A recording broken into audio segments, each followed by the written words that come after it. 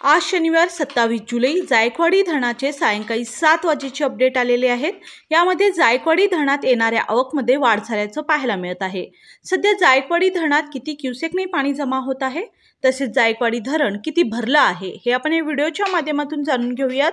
त्याआधी मंडळी, जर तुम्ही आमच्या हॅलो बळीराजा या चॅनलला सबस्क्राइब केला नसाल तर नक्कीच सबस्क्राइब करा, जेणेकरून आमची अपडेट तुम्हाला लवकर मिळतील।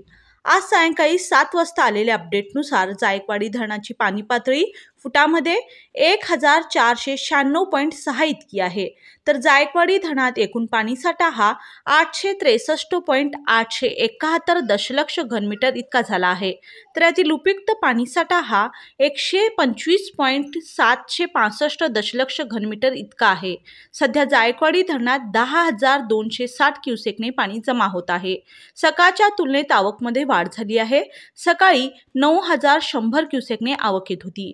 जायकवाडी धरण सध्या 5.79% भरले आहे।